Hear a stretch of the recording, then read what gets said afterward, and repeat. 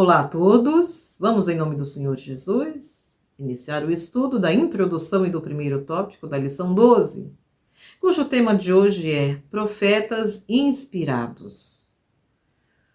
Vamos ao texto principal que diz, Hebreus capítulo 1, versículo 1 e 2.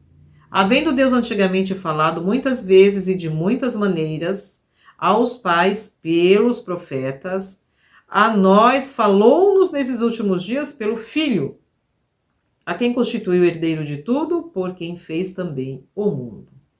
Vamos ao pensamento central, minha consagração, hoje, página 40. Vamos ver o que diz a respeito também? De valor especial para a Igreja de Deus na Terra hoje, considerada como a guardiã de sua vinha, são as mensagens de conselho e advertência dadas por meio dos profetas, que esclareceram o eterno propósito divino em favor da humanidade. Os ensinamentos dos profetas revelam claramente o amor de Deus pela raça perdida e seu plano para a salvação dos seres humanos. Vemos aqui então os profetas.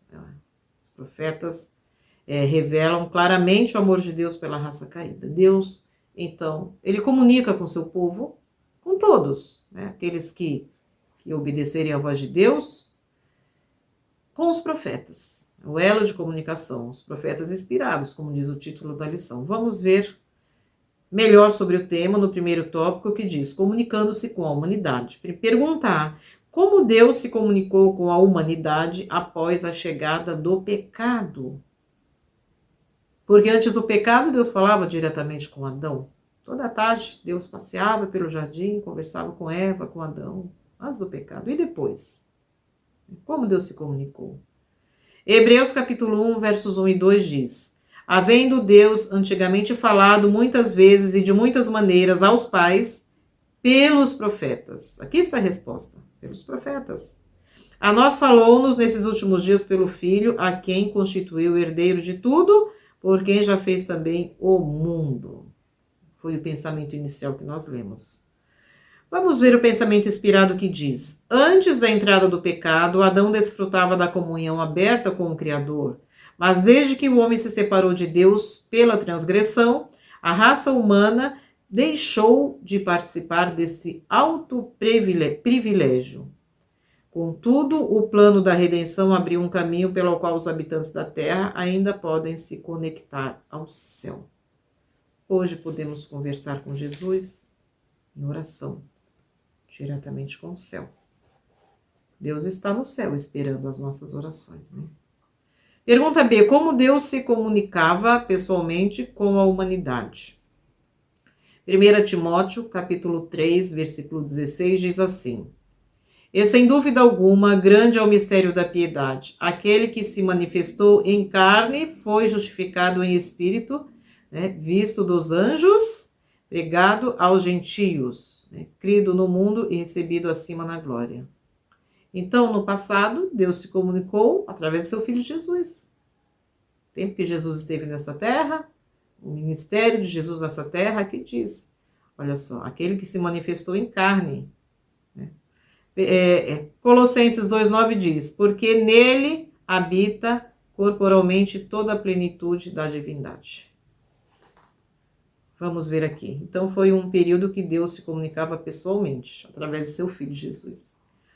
Desde o pecado de Adão, a raça humana foi cortada da comunhão direta com Deus. A relação entre o céu e a terra continuou através de Cristo. Mas agora que Jesus veio, em semelhança da carne do pecado, né, veio na forma de bebê e teve a sua vida nessa terra, se comunicando diretamente com as pessoas. O próprio Pai falou, ele já havia se comunicado com a humanidade por meio de Cristo, contudo agora ele se comunicava com a humanidade em Cristo, na pessoa de Cristo, quando Jesus esteve nessa terra. Pergunta C. O que era necessário depois que Jesus voltou para o Pai e qual era o seu propósito? Vamos ver. Vamos refletir no texto de João 14, versículos 6 e 26, que diz, disse-lhes Jesus, eu sou o caminho, a verdade e a vida, ninguém vem ao Pai senão por mim. Mas aquele Consolador, o Espírito Santo, que o Pai enviará em meu nome, vos ensinará todas as coisas e vos fará lembrar de tudo quanto vos tenho dito. Então, Jesus precisou voltar ao Pai. E aí o Espírito Santo veio. O próprio Jesus falou lá em...